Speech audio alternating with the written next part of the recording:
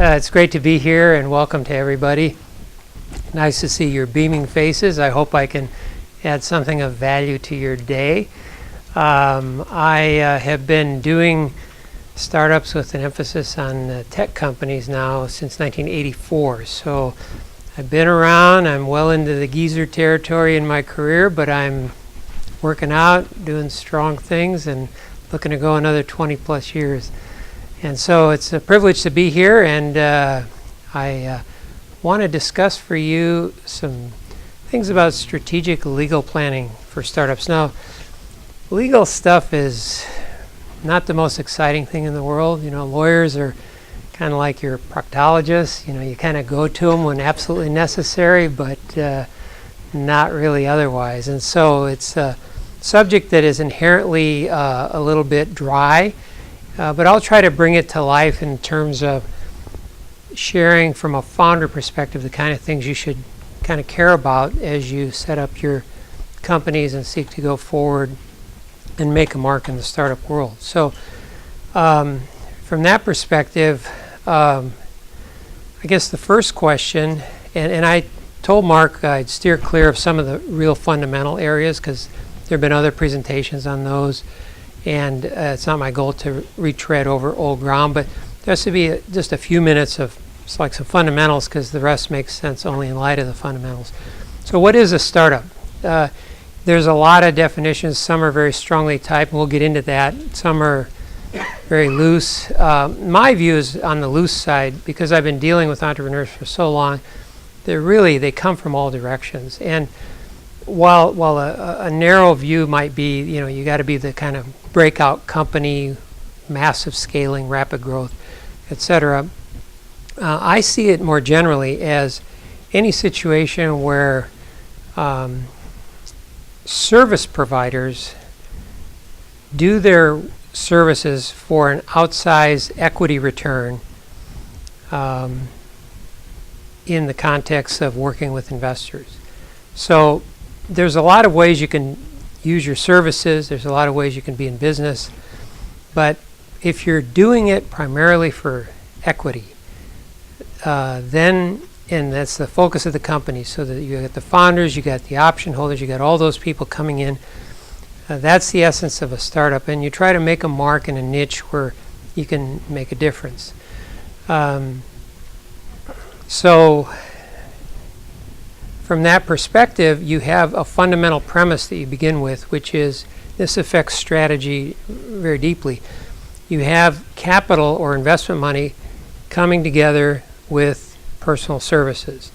And when you have that, you have some unique legal issues that come up.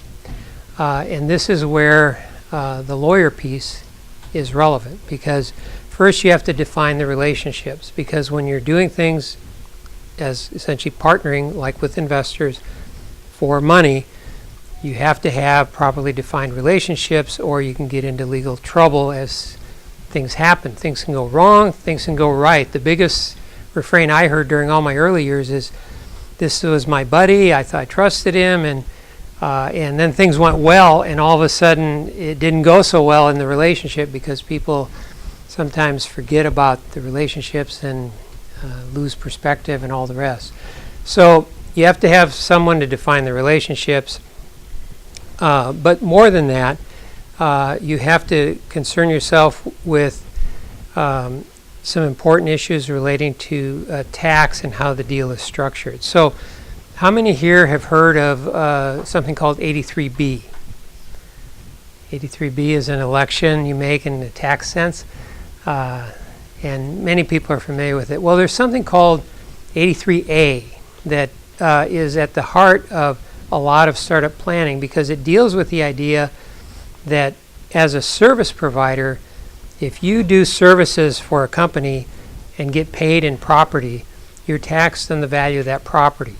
So that might sound like a dry point, but it's the difference between a founder taking, say, a third of the company up front for basically nothing with zero risk, and someone coming in, you know, a year later, taking 1% and getting options, and then when he exercises the options, he's got 100,000 taxable income or something. It's that kind of issue where fundamentally your big strategic goal as a startup is to do positioning to avoid having significant taxable income when you receive your equity return from your company. And I don't mean at acquisition when you sell out and you get a capital gain. I mean when you receive it. So you don't want to be winding up holding a piece of paper, getting a big tax hit, and not having anything to show for it except a piece of paper. So the fundamental idea behind this is that in the fundamentals of setting up, you have, as founders, your service providers. You come together, you want to get your equity, but you want to do it without a tax problem. So if you put a big value on your stock at the beginning and you get it in exchange for your services, you're going to have significant taxable income. And so that's the 83A problem. It's an IRS section that defines that. And so as a matter of positioning at the beginning, you want to set up an entity, protect against the liability risk, define the relationships, and then on top of that, do it with cheap stock or other forms of relatively inexpensive equity so you avoid the tax issues. So the issue that comes up in that connection persists all the way through the startup, because as a founder, you have the privilege of valuing your stock very cheaply and getting a very safe situation to seek to capitalize on your entrepreneurial efforts without a bunch of risks. As you go forward, you have issues that arise relating to something called 409A, as you want to give options to people. There's a serious set of penalties that apply if you underprice them. There's a whole bunch of issues that will tie it to valuation. But the idea behind what I'm building up to here is that as one fundamental premise of startups, you want to try to defer doing any equity investment through the earliest phases, because once you take in equity, all of a sudden you put a price on your stock. It's much higher than the nebulous pricing at the beginning, and that restricts you quite a bit. So much of the planning will center around that kind of issue. Then you have related issues, just covering briefly fundamentals here. When you as a founder take an equity piece, you don't want your co-founder taking a big piece and then walking away. So you have basics in place such as vesting, where you make sure that people earn out their equity. You have things that are essential, like capturing the intellectual property for the company to make sure that people don't make claims against your company on the things they're working on. You have all those kind of structural pieces. So having said that, as kind of a quick review of the basics, what is it like being a founder today versus, say, 20 years ago? Well, you start out with the goals of what you're trying to do. You're trying to build a winning venture. Okay, so you define a niche, you can win, you have a plan to get there, that's your business model. You win it, sustain it, expand it, you profit from it. That's very easily said, but not easy to do. And so when you look at a founder's perspective, then you have back in the day. So you have, again, investors and you have the service providers. There's really, in a proper startup, there's really no adversity between them as such. You're supposed to be partnering for the mutual goal of building value for your company and capitalizing on a successful venture. And the best investors, including the best VCs, will approach it that way. And so that's the theory. It often works out well that way, but in reality, you have some issues that arise relating to that. And so back, say, in the late 80s or all through the 90s, if you wanted to do a startup, you had very substantial, typically very substantial, early need for capital. And so what that does is that you as the founder set up the venture, you plan it, you control it initially, you have 100% of the equity, or you or your founding team do, and then you want to bring in investment money. Well, if you bring it in right away because you have no choice, and again, this is back in the day when, like in the 90s, typical startup that wanted to be successful had to raise, say, 2 to 4 million within the first few months just to buy their server banks so they could have a presence on the web.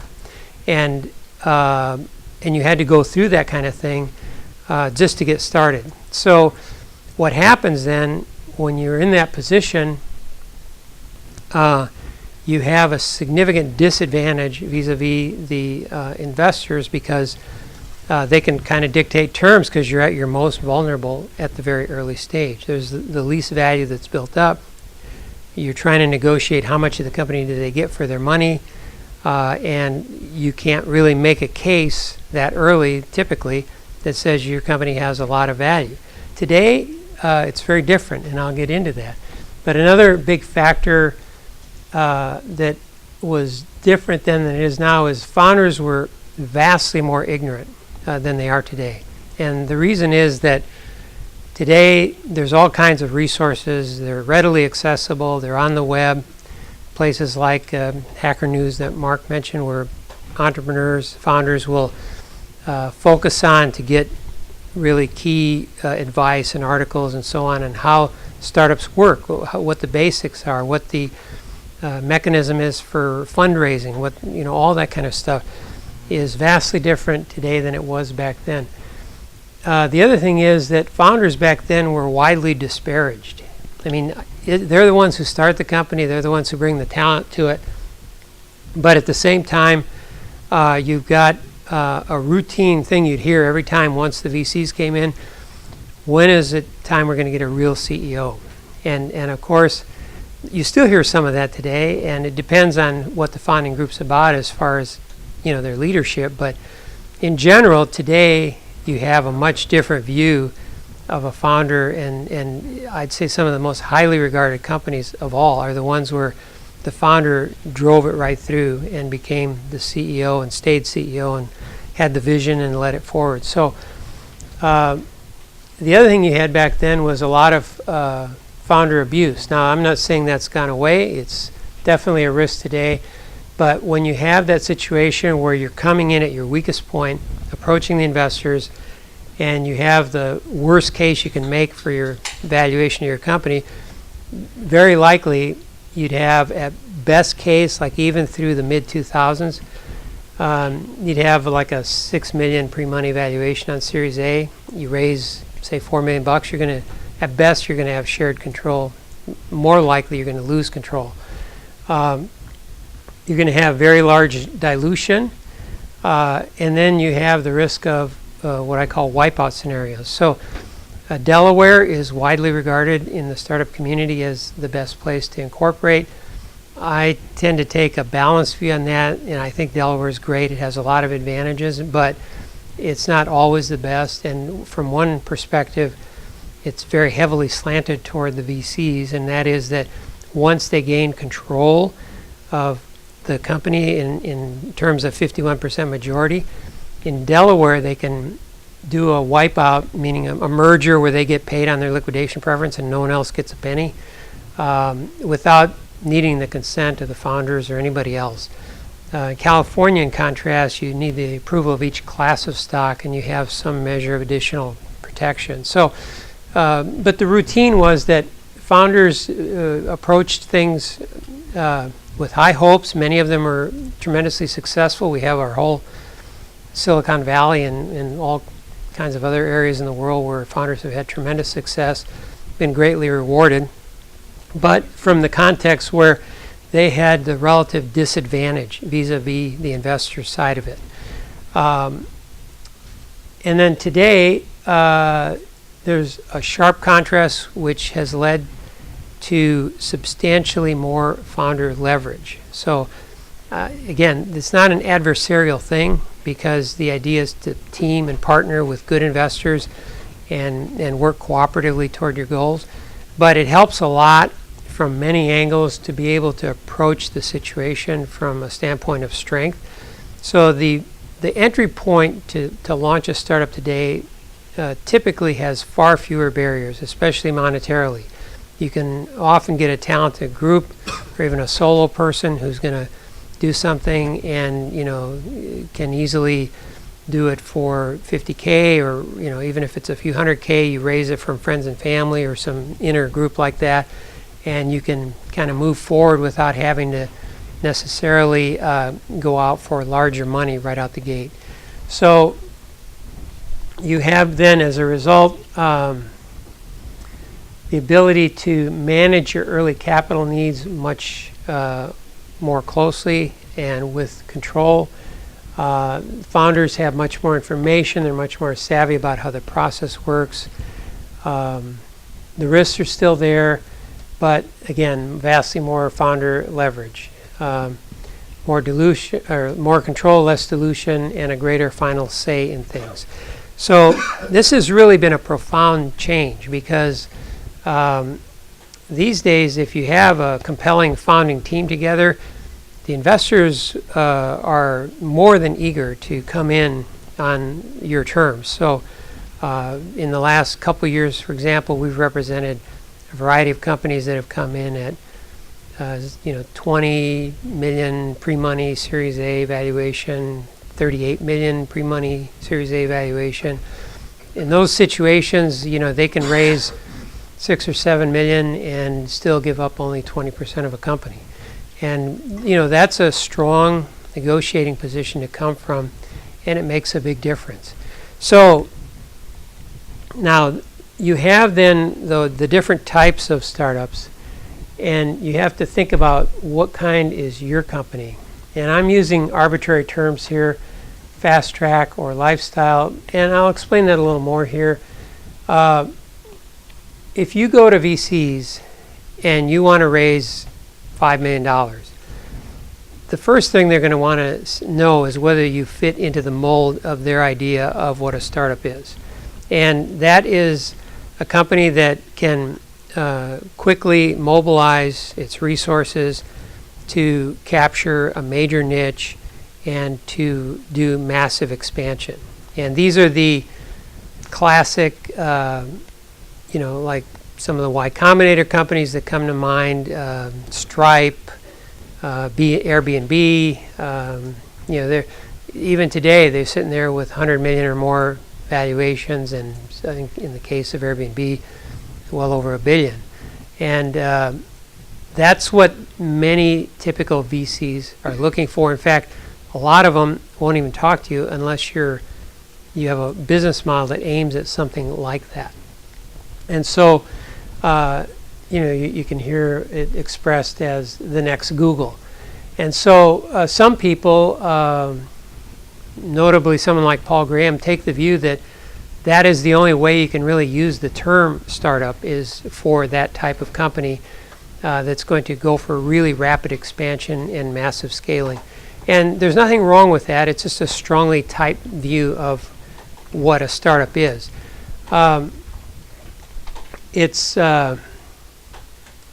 VC driven. It has a long shot toward a huge reward.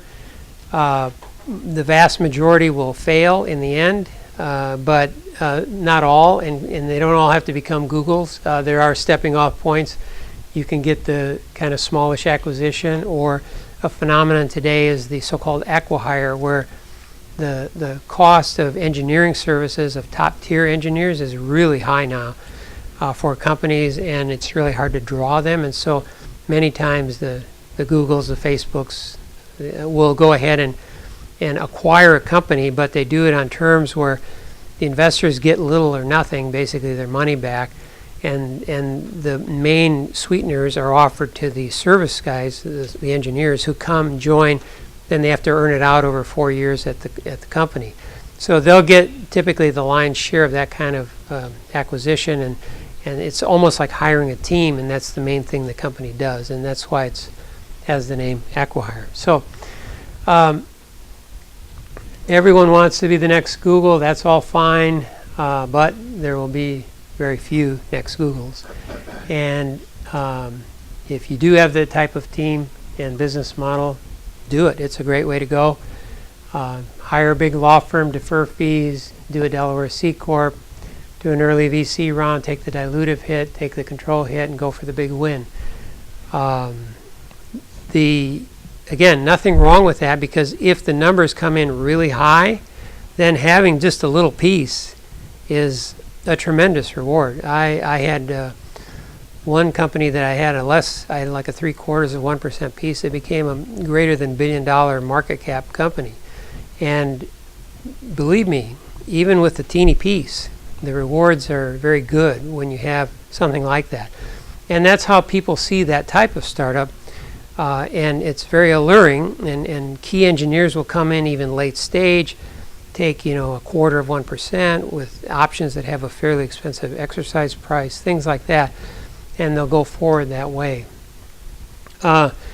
So the odds are against it, but it may lead to a big win or to these intermediate results I was talking about. And again, nothing at all wrong with that. And if you have a kind of model that lends itself to that kind of vision, that's great, and you should pursue it vigorously. But at the same time, and this is from years and years of experience in this field, you know, the VCs will almost derisively style companies that commit the awful sin of just making a profit as lifestyle companies. Okay, so because they don't fit their model. If you have a portfolio and you're managing it and you want to invest your money and you want to get a 10x return on average, you can't be getting one for a company that's in a long-term business that's maybe they're making 20 million a year revenues and a nice profit, but there's no breakout scenario. They're just going to be in that mode and largely benefiting the founders as they reap the profits and so on. But it's different from the founder perspective. And today, the funding sources are rich and varied, and they're not dependent on just the people who see startups as fast-track companies. And so it's a perfectly legitimate goal, and I've had founders shake their head in astonishment that anyone would question why they wouldn't want to do it. To build a company, sell it for 10 or 20 million, make some money along the way, and have, you know, 40% of it when you sell it. You know, that's a good return. And so in planning structurally in today's environment, you have many, many more opportunities to go that kind of direction. And it's a higher probability of success. There's no pressure to feel you have to go for broke. No pressure to build a team prematurely. Let me elaborate on that for a second. The VCs have almost a prejudice against a sole founder company. Not almost, it is a real prejudice. And that's because if you're looking to do a breakout company, it's pretty hard to do that as a sole founder. As I'll note later, I've actually represented a couple companies that have done that from a sole founder start. But in general, they're looking for a team. And so if you are someone with a vision, you want to get it going, you want to keep control, build slowly until you get to the right stages and then add people. There's no good way to really do that if you're trying to fit into the VC mode. But as a lifestyle venture, or use a better term if you want, just an independent type startup, you can do that, and you have the perfect freedom to do that and to still aim for an excellent result. There's broader choices on entity setup. You know, the VC mode again assumes Delaware C Corp. That's fine, but believe it or not, in this world there's rich and varied situations. There are situations where sometimes an LLC is better for the company. Sometimes it's better to have a California corporation if you want to keep it simple or for other reasons. And I'm not intending to get into that direction of things here on what the advantages and disadvantages are, but the point is that you don't have to try to fit into a formulaic mode if you are prepared to be flexible on these kind of issues. And again, this all ties with increased founder leverage.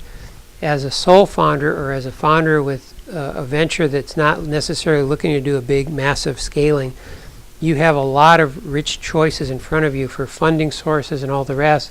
And you can plan a venture that capitalizes on the fact that we have an amazing dynamic going on where established industries are being undercut left and right in big ways and little ways by enterprising people who are seeing opportunities, doing startups, hitting for a niche, and succeeding with it. And so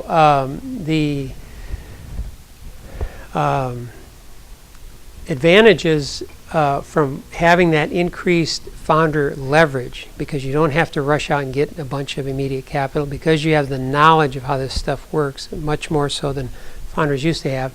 You can now have much more control of your venture. And then another big factor that is an advantage from the more independent type venture is that there are problems with doing a large early equity round. Let me just get into those for a second. So we've talked briefly about significant dilution, potential loss of control, but here's a couple more. When you do, all companies when they launch as startups need some cash at the beginning. Sometimes the founders will put it in themselves if it's a small amount. Sometimes they'll go to friends and family. Sometimes they'll find a couple of angel type investors who will help them launch.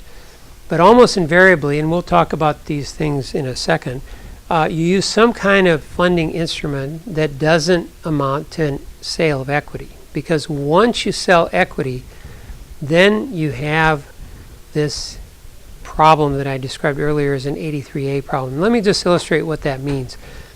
And I'll just use an arbitrary example. It's not a real world case, but if you have a cap model that is 1 million shares and 500,000 goes to the investor, 500,000 goes to the founder, the investor puts in $500,000 for his piece, and the founder puts in a commitment to do services, you're going to have a situation where the IRS looks at that and says, the investor put in $500,000 for half the company. That means the company's worth $1 million. That means the other guy who's getting taxed for his services just got a $500,000 income item.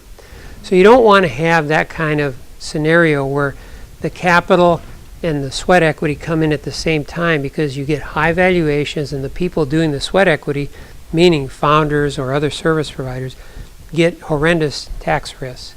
And so you want to, the classic solutions to solving those problems are you separate them in time. So the idea is that the founders came in, started the company, had little or no value in it, they got their stock really cheap, and then they built the value so that by the time the investors come in, the theory is not that the company was already worth that when the founders took it and got their stock, but that because they built the value, the founders or the investors were willing to pay a lot more. So passage of time is one solution to that problem. The other one is that people come in and get preferred stock as opposed to common stock. So as a founder, you'll get common stock. That's the stock that has no special rights or privileges, but it represents an ownership stake in the company of whatever percent it represents. But preferred stock is what investors want because they want the advantages of it, but it also helps the founders in the company from a certain angle, which is that the IRS recognizes that you can put a higher value on preferred stock than you can on common, because the investors are deemed to be paying for the privilege of getting the preferences. So preferences are like a liquidation preference. If the company's sold, the investors have a guarantee of at least getting their money back before anybody else gets a penny. That's called a liquidation preference. There's many others too. So the idea is that you can sell your preferred stock at, say, $1 a share, and then price the common at like a third of that or a fourth of that, depending on how the 409A appraisal comes out. And so you can have your common at 33 cents a share. So the idea behind this issue of solving the problem of not combining sweat equity and capital at the same time is you spread it in time, passage of time, that's one point. And you also use preferred stock so that even though the preferred are paying a lot more than the other people, the value of the common is still like a third or a fourth of what theirs is worth. So this helps you deal with the tax problems. But then coming back now to the premature equity round. So you have a situation where when the investors come in, they'll take preferred stock. And this is so, it's not universally the case. We've bumped into situations where some investors, often friends and family, will want to take common stock, and there's different motives for that, and that's a whole other set of issues. And I'll get to that later when we're talking about incubators too, because there's an issue with that as well. But with preferred stock, what happens is they get their stock, they come in and they say, okay, we want a series of complex documents that includes first of all, rights and preferences that include veto powers. So things like being able to do your next round of funding, you have to do it with their consent. So they may not get control as investors, but they do come in and get these significant veto powers, and it begins to tie the hands of the founders. Again, this isn't necessarily bad or adversarial. It's how VC funding has always worked. And good VCs will definitely want to promote the company and make sure that next round happens at optimum terms and all the rest of it. But still, you start giving up those control things. And here we're talking by definition about what I'm calling a really early or premature type round. So you start to lose some of that. You become subject to VC portfolio goals. So if you decide you want to take, 10 million instead of 3 million, but the VCs are looking to get at least a 10x return, they get a third of your company for 10 million, they're looking to cash out at 100 million. By definition, you're not going to be able to sell your company unless you get a $300 million deal. And so that may or may not be good. It sounds good in theory, but you can be going like this and have a great ability to cash out where you get a great return, but the VCs are saying, no, you got to go here, and in the meantime, it goes like that, and you've got a problem. So right away, you start to subject yourself to an increased risk because of that. There's also something called investor protective provisions, which are that there's a whole series of things that you can't do as a company once the investors come in without getting the consent of their class of stock. So again, you can't you can't do an acquisition, you can't borrow money, you can't increase the authorized stock, you can't do a lot of things without getting investor consent. And then you have the issue of the high valuation and the 409A problem. Now 409A sounds like an esoteric kind of thing, and it sort of is, but it's one of these classic government issues that comes up out of nowhere, and you kind of scratch your head and go, where did that come from? Well, when the bubble came crashing down and the WorldCom debacles and all those things happened, our noble Congress decided, well, we don't want high-priced executives to walk away with big pay packages when all these little people have been screwed. Okay, that's legitimate. I have no problem with that. That's a worthy goal to stop something like that. Okay, but what they did is they passed this thing called 409A that applies across the board to every company down to the littlest one right from inception.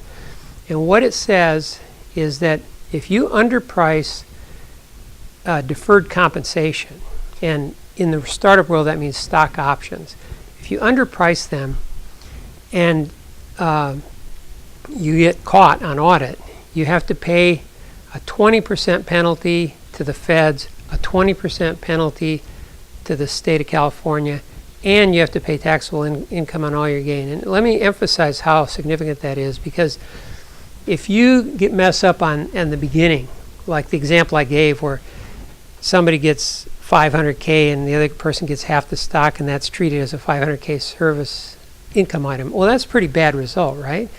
But that's nothing compared to 409A, because 409A means that if the guy had let's take the same hapless fellow that had to pay tax on $500,000, but he's got half the company, right? So the company does great, but somewhere in that process he had gotten some options that violated 409A, and in those cases you don't just pay tax on the problem piece. You wind up paying on all your gain, like in an acquisition. Let's say you get $1 million as your piece of a nice acquisition, and your basis is basically near zero, but you had a 409A violation. You would pay tax on 200K of that. I mean, you pay 200K as a penalty to the feds, 200K as a penalty to California. Then you take $1 million and include it in your taxable income, and you pay tax on all that. So you wind up walking away with 20%, and the governments of various types take the 80%. So it's a serious kind of thing to have that sort of violation. The startups in practical terms deal with it at the early stages. It's so nebulous what the value is that you don't have to essentially worry too much about 409A at the very beginning. But once you do that first equity valuation, then a price comes in on the stock, and from that point forward you have to do outside independent appraisals. You have to renew them every year. to deal with the 409A issues. And if you have a problem, you have these potentially horrific penalties. Now, this is all standard fare for startups in the normal course as they grow and develop. I'm just saying that from the standpoint of your planning, remember, you're trying to bring in the people who provide services with people who provide money. And to do that effectively, to have the right incentives to get the key people you want, you can't be offering them equity that's really high priced. Because if you give them restricted stock and they get 1% of a company, and that's 100,000 shares, but the stock is then $1 a share because you've done a big big equity round, they're going to have to pay $100K just to get their stock. If you give them options, it's a little better in the sense that they don't have to pay out of pocket. They get options with an exercise price of $1 a share, but then their upside is sharply limited because they're going to have to pay a lot more to exercise, and there's all the risks that go with options that I'm not going to get into here, but trust me, there's a lot of complications with them. So if you stay independent and keep control, you have much more ability to keep these risks off the table, and of course the founder wipeout risk, the same kind of thing. So as you do this, then your goal, your strategic goal becomes to do it at the cheap stock, avoid doing the premature equity investment, and build value first so that when you come time to raise money, and there does come that day, I'm not saying you avoid that. In fact, the whole goal of a startup is to eventually have that day and make it successful. But you do it in a way that you come at it with strength, from a position of strength, so that you have the ability to argue that you now have a high valuation because you've done this, this, this, and this. You've got your prototype. You've got the beginnings of a customer base. You've developed a large user following, or whatever the issues are that are part of your goals.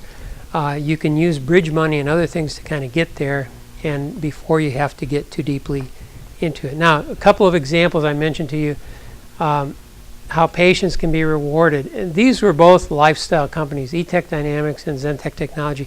Probably in this group, maybe no one's even heard of them.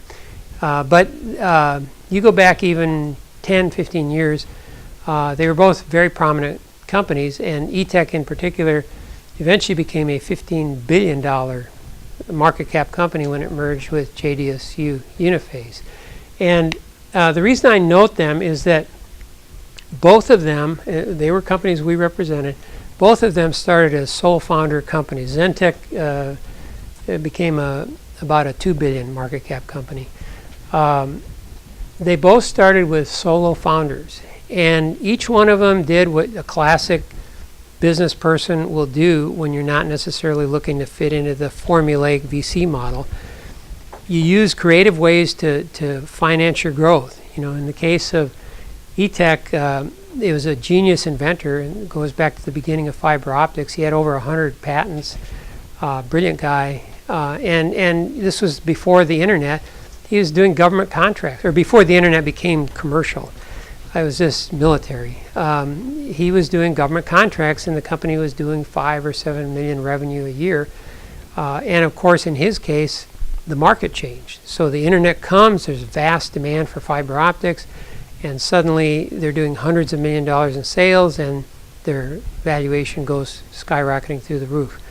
Zentech, similar, just a classic model of founders who use services that they do for an enterprise type situation, and they get money from the big companies in doing that, and they use that to fund their development. They eventually come up with their products, and then they launch those, and in that case they had, you know, again, tremendous success.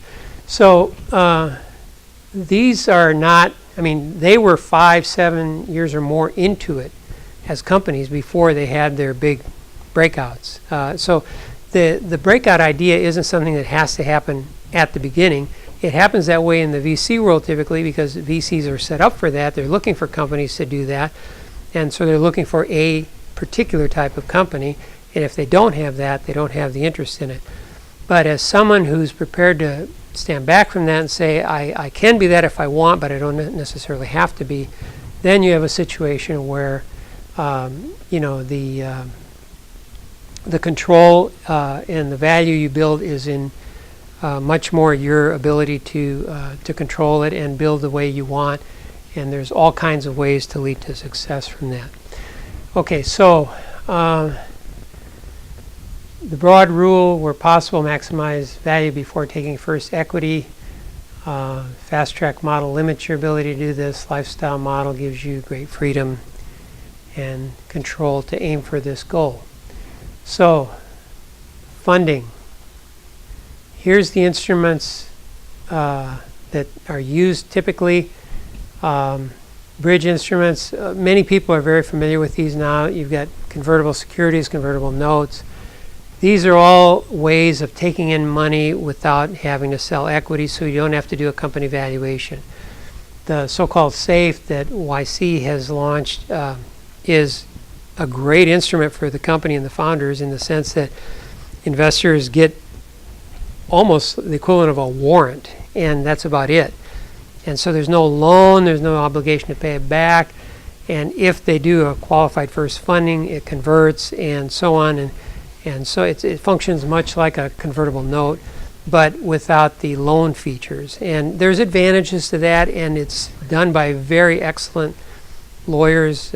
Carolyn Levy at Wilson Sonsini was one of the main people behind that. And so it's a great instrument, but the problem, in my view, is that in the Y Combinator context, they can get the investor groups to accept that because YC says this is how it works, and so on, and so they wind up using that. It's technically a convertible security. The problem in the real world, as you get outside the narrower context of things like YC, investors don't like it. They like to say, if my money's being used to build value, the company should have at least an obligation to pay me back if it doesn't convert it into equity. So there's all kinds of other issues with these instruments.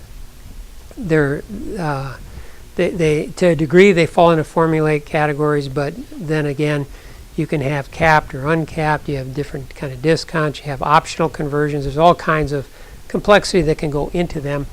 But in broad terms, they are the tools you use, especially with friends and family, to avoid the premature equity round and to build that value before you need to do an equity piece.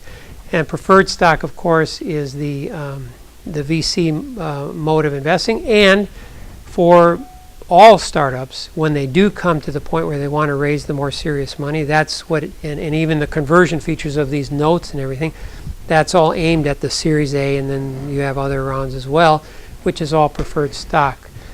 So again, the SAFE, the convertible securities, is an optimum instrument for founders as far as their leverage, but it's going to be, in my experience, a tough sell for most investors.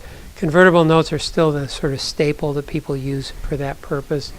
And then you can approach, again, with the lifestyle companies, you can approach VCs, but if you're approaching them as a lifestyle company, they typically will say no. But you have flexibility to go with the angels, friends and family, and even some non-accredited. You hear the statement that, again, from the startup lawyers, only use accredited investors, and that's not a bad rule. It simplifies investing a lot under the securities laws, and these are people who make over $200,000 a year, generally speaking, or who have $1 million or more net worth apart from their home equity. But there's also flexibility in many situations to make some offering to include some non-accrediteds in those situations, and so you can have that freedom as well. I'm noting the time here. Okay, law firms. The larger firms, very strong expertise, strong specialty areas like IPO. Because their fee structure is very high, they do fee deferral deals, and then when you get the VC funding, you pay them out of that. The weakness is they work in teams, which tends to run up costs. They do have expensive fee structures, like I'd say $500 an hour and up. Even for green attorneys, the partners are typically more like $1,000.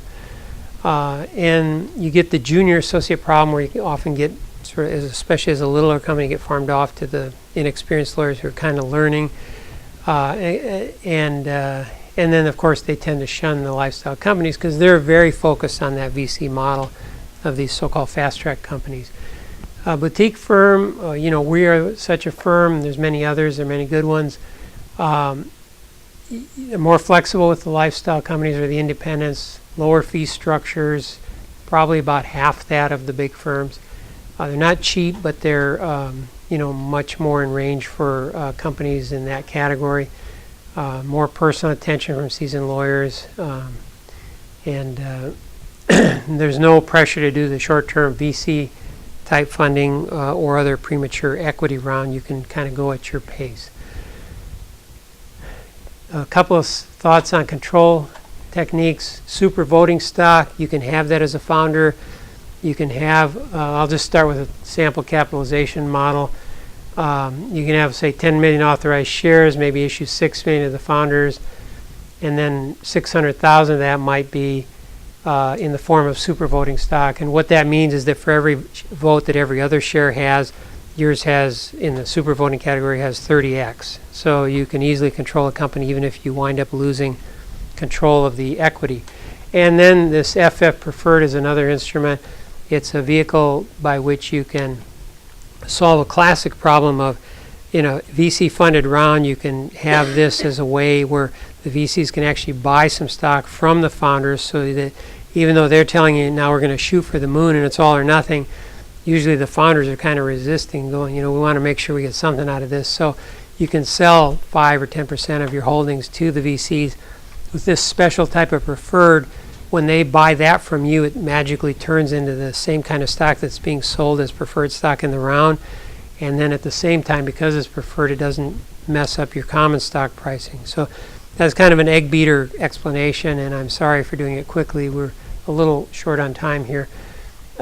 These are techniques that you can use to increase your leverage as a founder if you have it. If you don't, as soon as you get your first investment money, the investors and certainly the VCs will tell you, get rid of that junk. We don't want it, and we'll come in, but we don't want you to have those special controls. And then you have no choice if you don't have the leverage. We've done several Y Combinator companies where they do have that leverage and they're able to keep them, and it's a wonderful tool for different situations. And so that works well for that kind of thing. Now, incubators or startup accelerators, and then we'll wrap up here and have some questions. Y Combinator is kind of a special case. They're not really an incubator. They're more like a special type of venture capital firm. They take only common stock, but they get like a 7% piece right out the gate. And if you have a 7% piece, at least at inception, before dilution, when you have companies like Airbnb and those, you get pretty good returns. And so they're very successful. They will give intensive 90-day things where all the founders come and get introduced to their networks and all the rest. It's not really an incubator as such, though. So let's turn to the others. And here's the issue that I have with most incubators. The value add part is absolutely critical, because by definition what you're going to get is, in a typical incubator, is one where they will take common stock for having you come in and be part of the incubation. And what that does is it puts the high value on your common, which leads to all the problems that we talked about earlier. That can be offset by the value add piece, because different ones offer different advantages on getting you introduced to people, on getting you trained up for things and all the rest of it, and so on. But you do have to approach with caution, because you do have the valuation problems, which are not small.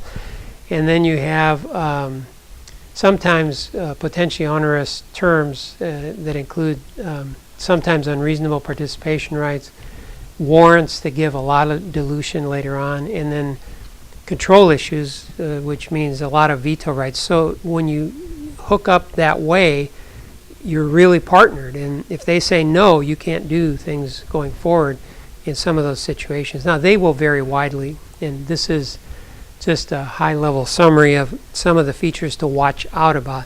Again, there's much that can be positive, and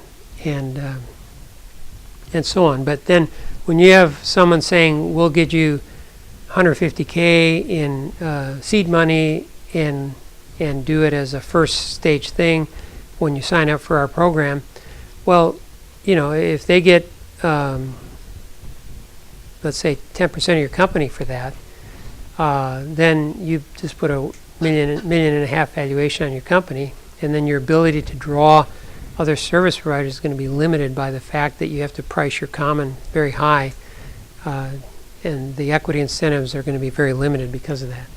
So no one right way. The key is to know which way you're going, understand the trade-offs.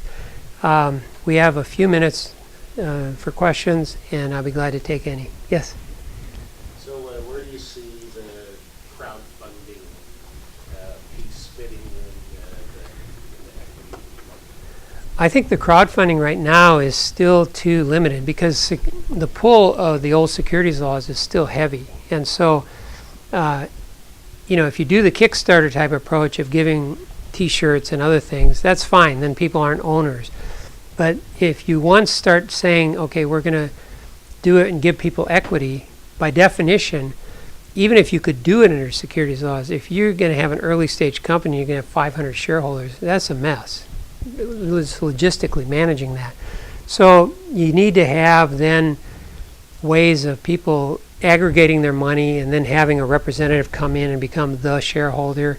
And then you get, again, these tie with ancient securities law concerns where you can't do that unless every investor is accredited, which they never are, and things like that. So they're kind of working their way through it. I believe it actually will lead to something more viable. The Jobs Act did actually create some things that for some cases allows for real equity investments where people are coming in with small but not trivial amounts, and to be able to do that. But they're still working through the rules, and I think that's just going to be a slow process. And I don't see it, beyond the Kickstarter type model, I don't see it happening in a significant way anytime soon.